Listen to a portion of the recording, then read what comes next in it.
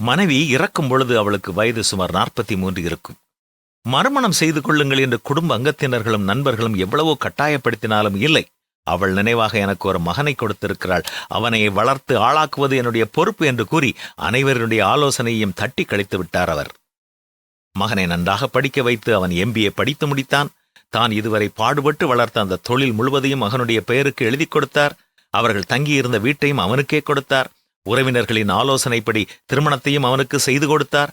இனி நான் வீட்டில் இருந்து கொள்கிறேன், எல்லாவற்றையும் பொறுப்போடு நீயே செய் என்று நம்பிக்கையோடு அவன் கையிலே ஒப்புக் கொடுத்தார். ஒரு நாள் காலை சாப்பிட வந்த பொழுது, இன்று தோசைக்கு நெய்யும் சீனியும் வைத்து சாப்பிடப் போகிறேன், அந்த நெய் பாட்டிலை எடுத்துக்கொடு என்று மருமகளிடம் கேட்டார் அவர். இல்லை மாமா, நெய் முடிந்து விட்டது என்று பதில் வந்தது. இருந்த சட்டினியை மட்டும் வைத்து காலை உணவை முடித்து தன்னுடைய அறைக்கு சென்றார் அப்பா. அதற்கு பின் சாப்பிட வந்த கணவனுக்கு நெய் மணம் கமள கமள நெய் ரோஸ்ட் செய்து கொண்டு வந்தாள் மனைவி. அந்த தோசையை சாப்பிட மனமற்றவனாய் அலுவலகத்திற்கு புறப்பட்டு சென்றான். மறுநாள் காலை, அப்பா புறப்படுங்கள், நாம் வக்கீலை பார்த்துவிட்டு வருவோம் என்று கூறினான். அதற்கு அப்பா ஒன்றும் புரியாதவராக, என்னப்பா என்ன சொல்கிறாய், எதற்காக என்று கேட்டார் தன்னுடைய மகனிடம். நானும் என் மனைவியும் வாடகை வீட்டில் குடிபெயரப் போகிறோம். எனக்கு நீங்கள் எழுதி கொடுத்த அத்தனையும் உங்கள் பெயருக்கு மாற்றிக்கொள்ளுங்கள்.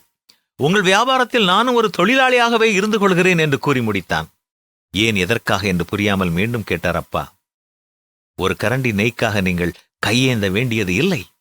எந்த ஒரு பொருளையும் பெற்றுக்கொள்வதில் உள்ள கஷ்டத்தை அவள் கற்றுக்கொள்ள வேண்டும் என்பதற்காகத்தான் இந்த முடிவுக்கு வந்தேன் என்று கூறினான் மகன். கடவுள் உனக்கு கொடுத்திருக்கும் இந்த பூமியில் உன் வாழ்நாள் நீட்டித்திருக்க வேண்டும் என்றால் உன் தகப்பனையும் தாயையும் மதிக்க கற்றுக்கொள் என்றுதான் வேத வசனமும் நமக்கு கற்றுக் கொடுக்கிறது. நம் குடும்பத்தில் உள்ள பெரியவர்களை உண்மையான அன்போடு நடத்த நாம் கற்றுக்கொள்வோமா?